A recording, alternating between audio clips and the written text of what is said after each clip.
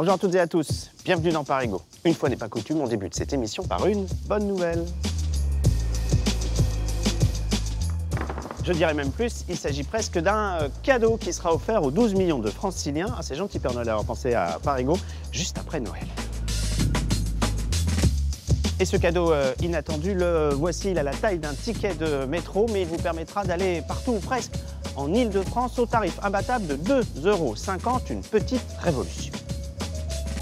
Alors concrètement, quelles sont les nouvelles règles tarifaires applicables à partir du 1er janvier prochain, selon que l'on prenne le bus, le métro, le RER ou le Transilien? Que vont devenir nos anciens billets? Quelles sont les correspondances incluses avec ces nouveaux tickets? Et pourquoi le Liberté Plus va-t-il devenir votre nouvelle meilleure amie? C'est ce que je vous propose de voir avec moi aujourd'hui. 2 billets et c'est tout. Voilà ce dont vous allez avoir besoin pour vous déplacer au quotidien dans la région à partir du 1er janvier, et ce, quelle que soit la distance parcourue. Parigo vous explique tout. Un billet métro, RER, train et un autre bus-tram, difficile de faire plus simple, mais attention, nous sommes toujours en Ile-de-France et certaines lignes vont donc évidemment déroger à la règle. C'est le cas de celles qui mènent aux aéroports et des lignes de tram express. Le directeur général d'Île-de-France Mobilité est notre invité. Autre révolution en cours, celle de la dématérialisation des tickets. Les billets cartonnés ne seront plus vendus d'ici à la fin 2025 et le téléphone va devenir notre nouvel allié. L'ensemble des titres franciliens sera d'ailleurs disponible sur notre smartphone dès le 1er janvier. Enfin, nous nous intéresserons aux conséquences de ce Big Bang tarifaire. Faut-il s'attendre à un changement d'ampleur de nos habitudes de transport? C'est ce que nous verrons avec un géographe spécialisé dans les mobilités. T'as le ticket chic, t'as le ticket choc.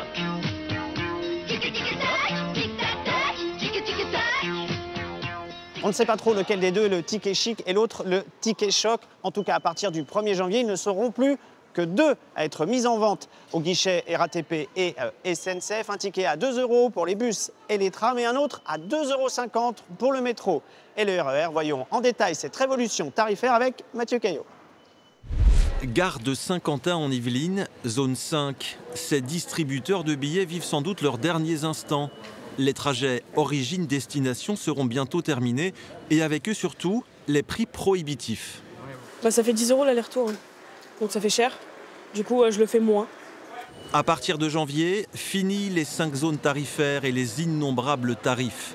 Il n'y en aura plus que 2 dans toute l'Île-de-France. 2,50 € le billet si vous prenez le métro, RER ou train. 2 € si vous prenez seulement le bus ou le tramway.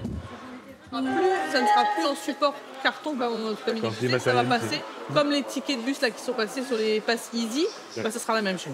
Pour les gens comme moi qui vivent en Île-de-France, un petit peu excentrés de Paris, ça va être un gros changement.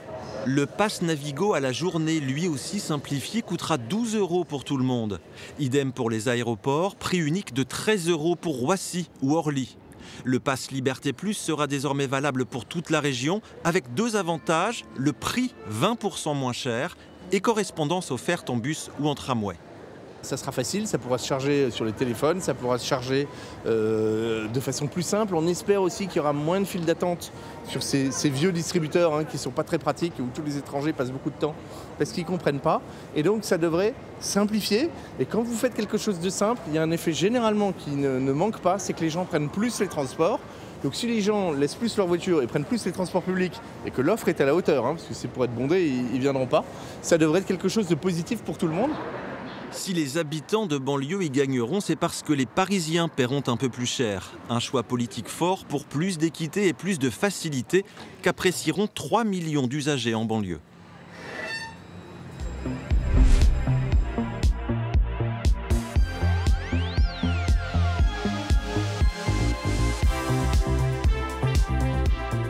Bonjour Laurent Props. Bonjour. Vous êtes le directeur général d'Île-de-France Mobilité. On se retrouve là à la Défense, qui était un des innombrables pièges tarifaires de la région, amené donc à disparaître dès le 1er janvier prochain. La simplification, c'était vraiment l'objectif principal de cette réforme ou de toute manière, vous étiez obligé de la mettre en place avec l'arrivée prochaine du Grand Paris Express? Aujourd'hui, on a plus de 50 000 tarifs différents. Là, on voulait simplifier. C'était une décision de Valérie Pécresse très forte d'aller jusqu'au bout de la simplification avec 2 tarifs très simples. Supprimer les pièges tarifaires, comme ici à la Défense. On a tous été pris dans ce piège tarifaire. On voulait simplifier pour ça. Mais alors cette simplification, malheureusement, elle n'est pas complète. On a découvert que les usagers du T11, du T12 et du T13, les fameux Tram Express vont devoir encore pendant plusieurs mois utiliser un billet RER et non pas un billet tram pour prendre leur ligne. Franchement, c'est assez incompréhensible. Ça ne démarre pas dès le 1er janvier parce que la SNCF a des grandes difficultés à mettre ça en place au 1er janvier. Donc ils ont besoin de faire des études de flux. Et puis à partir de ça, ils vont dédier des valideurs pour le tram à 2 € et puis des valideurs pour le train à 2,50 €. Donc on met la pression sur la SNCF pour que ce soit le plus rapide possible. Je n'ai pas encore de date aujourd'hui, mais c'est une question de mois. Alors cette réforme, elle fait des gagnants et des perdants. Sur les 4 millions de voyageurs occasionnels en Ile-de-France, il y en a 3 millions qui vont payer moins cher. C'est ceux qui viennent évidemment de très loin. Par contre, ceux qui utilisent au quotidien, ils sont près d'1 million, le métro de manière occasionnelle. Eux, ils vont payer beaucoup plus cher. La hausse peut même atteindre les 44%, puisqu'elle peut passer de 1,73 à 2,50 €. Est-ce que votre objectif secret, finalement, ce n'est pas de désengorger le métro? Effectivement, en baissant le prix du bus, on va essayer d'attirer les usagers plus vers le bus, parce que vous savez que la fréquentation des bus, notamment à Paris, en petite couronne, est en baisse. Donc on va essayer justement de... aussi à la vitesse catastrophique des bus parisiens. Ouais. Ça permettra aussi du coup de ramener des gens du métro vers le bus. Et puis ensuite, juste par rapport à ce prix de 2,50 €, bon, mais c'est cher ou pas, parce que quand vous regardez le prix à Londres, alors Londres c'est très cher, mais Londres c'est quand même à plus de 3 €, mais à Berlin c'est à plus de 3 €, à Stockholm ou à Oslo c'est à plus de 3 €. Alors l'autre nouveauté de cette réforme à partir du 1er janvier, c'est l'extension du Liberté Plus à l'ensemble de la région qui était tant attendue. Mais du coup, est-ce qu'il n'y a pas un risque pour le pass Navigo annuel qui devient de moins en moins attractif? Forcément, il y a des usagers en grande couronne, notamment, qui vont être incités à passer au Liberté Plus, notamment s'ils sont télétravailleurs. Parce que forcément, pour nous, le Liberté Plus, c'est le pass du télétravailleur. On pense que comme le Navigo annuel, ça reste un produit quand même très confortable et très attractif, ça aura un impact très limité sur le Navigo annuel. Alors cette réforme, elle va vous coûter de l'argent. Et pour rentrer dans vos frais, finalement, il faut qu'il y ait encore plus de voyageurs. C'est votre souhait. Mais du coup, il va falloir que l'offre suive également, parce que si c'est pour mettre ces nouveaux voyageurs dans des trains qui sont bondés, ça ne va pas le faire. C'est vraiment en heure creuse, là où avant on avait peu de gens dans les transports en commun, où on a beaucoup d'augmentation. Et c'est là qu'il faudra rajouter les trains. Nous, on a la capacité de rajouter les trains. S'il y a besoin, et on le fera, on a en tout cas des recettes, des dépenses prévisionnelles qui augmentent année en année pour pouvoir augmenter l'offre et suivre la demande. Merci beaucoup Laurent Pops d'être venu dans Parigo. Dernière précision, vos tickets actuels, Ticket Plus et Origine Destination, seront valables jusqu'à la fin de l'année 2025. Nous maintenant, on va aller s'intéresser à un autre aspect de cette révolution de la billettique, c'est celui de la dématérialisation des billets. Voyez ce reportage d'Isabelle Dupont et de Denis Tanchereau. Voilà une carte qui va se faire cisailler, tailler en pièces. Car dans les transports, on en a de moins en moins besoin. Exemple dans le tramway T9. Les nouvelles bornes permettent de valider avec son smartphone. Un nouveau support qui n'a pas encore supplanté la petite carte plastique. Je trouve que c'est plutôt pratique, ça remplace une carte au cas où il y a un oubli. Mais après, chacun fait comme il le sent. Si le téléphone il est éteint, du coup on ne peut plus l'utiliser la carte. Donc ça fait un problème. Même si le téléphone n'a plus de batterie, il permet encore de franchir les portiques. Sur écran, via l'application Île-de-France Mobilité, on peut acheter des tickets, des passes hebdomadaires ou mensuelles. Le smartphone, c'est le nouveau Navigo. Yes, ça marche, ça marche, ça marche. Et ce qui fonctionnait depuis 5 ans uniquement sur Android est devenu opérationnel aussi sur les iPhones. Chez Apple, là où ça a pas mal coincé, c'est qu'Apple, évidemment, est une marque qui veut contrôler l'expérience utilisateur, c'est-à-dire qu'ils ne vont pas juste ouvrir leur iPhone à Île-de-France Mobilité. Donc il a fallu qu'Apple lui-même développe le support du Pass Navigo sur iPhone, ce qui a pris énormément de temps. Et évidemment, on ne connaît pas toutes les conditions commerciales, mais il est évident qu'Apple récupère une petite somme à chaque transaction. Plus pratique, plus de files d'attente aux automates, le dématérialisé, c'est le ticket chic. Moins de temps à perdre à chercher le pass Navigo. Je trouve aussi qu'il y a beaucoup moins de problèmes de lecture que quand c'était par carte. Et on a entre 10 et 30% en fonction des titres qui sont utilisés, qui sont achetés sur le smartphone. Donc, par exemple, les forfaits mensuels, il y a 30% de forfaits mensuels qui sont utilisés sur le smartphone. Et depuis quelques mois, 240 franciliens testent en avant-première la possibilité de mettre un Navigo Liberté sur smartphone.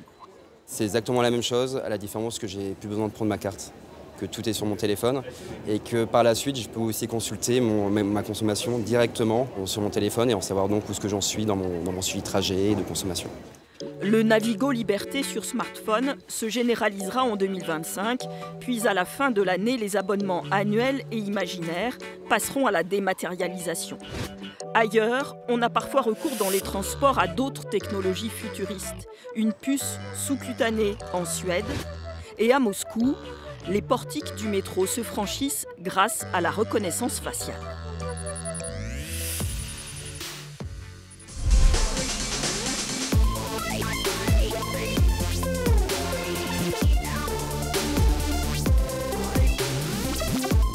Bonjour Pierre Zambry. Bonjour Bertrand Vous Lambert. êtes professeur des universités et membre du laboratoire Ville, Mobilité et Transport. Et avec vous, j'aimerais qu'on s'intéresse aux conséquences de cette réforme tarifaire, de ce Big Bang. Est-ce qu'il faut s'attendre à un profond changement dans nos habitudes de transport en Ile-de-France? Ce que l'on peut imaginer, c'est que ça va faciliter un certain nombre de déplacements qui jusque-là pouvaient y renoncer d'une certaine façon parce que la tarification était jugée dissuasive. Est-ce que du coup, c'est la suite logique finalement de ce passage au tarif unique du Pass Navigo, hein? C'était en octobre 2015 avec ce tarif unique à 70 € à l'époque. Finalement, c'est la suite logique, ces deux tickets à 2 € et 2,50 €. Voilà, ça devenait insoutenable d'avoir une tarification plate pour les réguliers et une tarification à la distance pour les occasionnels. Donc évidemment, là, on rétablit l'équilibre et ça permet peut-être d'aller chercher des ressources supplémentaires avec ces voyageurs occasionnels. Alors cette réforme, elle vise essentiellement les occasionnels, mais elle va avoir des conséquences aussi pour ceux qui voyagent quotidiennement avec leur pass Navigo. Je passe au Navigo annuel par exemple, qui va devenir de moins en moins rentable, hein, puisqu'il faudra 35 trajets mensuels pour qu'il soit rentable contre 22 aujourd'hui. Est-ce qu'il n'y a pas un risque pour la pérennité de cet abonnement, qui est essentiel aussi pour Île-de-France Mobilité, puisque c'est une source pérenne de revenus? Tout à fait, mais si ce n'est pas intéressant au niveau annuel, on peut redescendre au niveau mensuel, voire hebdomadaire. Donc après, c'est un peu à la carte. Mais ce qu'il faut voir aussi, c'est qu'il se développe un système de post-paiement. C'est le fameux Liberté Plus. Hein. Voilà, qui lui va permettre justement d'adapter le forfait à l'utilisation réelle. Alors avec ces tarifs qui sont de moins en moins élevés, même s'il y a une hausse continue du prix du Pass Navigo, hein, qui va dépasser les 88 € à partir du 1er janvier, contre 70 donc en 2015, l'offre aussi augmente. Est-ce qu'on n'est pas à un tournant pour nos transports publics, à la fois pour l'usage et pour son financement? Alors, il est certain que leur structure va se modifier radicalement, que la structure des flux, selon un schéma qu'on a du mal à deviner à l'heure actuelle, mais ça va vraisemblablement beaucoup se modifier. Ça va vraisemblablement soulager également le cœur de réseau, et le métro notamment. Et on va avoir, je dirais, un maillage qui permettra des déplacements qui n'étaient pas possibles jusqu'à maintenant. Les fameux transports de banlieue à banlieue, voilà, sans passer par Paris. Voilà. Quand vous avez des parcours qui actuellement prennent 1 heure et qu'on va passer à 15 minutes, ça va vraisemblablement changer les choses. Et pour Île-de-France Mobilité, il n'y a pas un risque financier quand même avec ces tarifs qui sont de moins en moins élevés? Ah bah, de toute façon, les coûts augmentent et les recettes, on n'est pas très certain de leur évolution. C'est-à-dire que le Pass Navigo, il a son public, donc ça ira pas plus loin. Après, maintenant, c'est sur les occasionnels qu'on peut attendre une évolution, puisque là, on va avoir justement peut-être plus de gens qui seront tentés par l'idée de prendre le transport public pour aller d'un lieu à un autre, alors que ce n'était pas forcément évident jusque-là. Et puis, ça pouvait paraître aussi cher et dissuasif. Justement, là, ceux qui vont le plus bénéficier de cette baisse, c'est ceux qui habitent finalement le plus loin de Paris. Est-ce que ça peut les inciter à sortir de leur voiture? Ça peut, puisque le Pass de Navigo dézonné avait commencé à faire fléchir l'usage de la voiture dans la Grande Couronne, alors même que la population continue à augmenter. Merci beaucoup Pierre Zambry d'être venu dans Parigo. Voilà, c'est la fin de cette émission. Vous l'avez compris, le Big Bang tarifaire, c'est à partir du 1er janvier à midi. Moi, je vous conseille de passer évidemment au Liberté Plus avec tous ses avantages. On se retrouve la semaine prochaine, même jour, même heure. Passez un très bon week-end. Salut!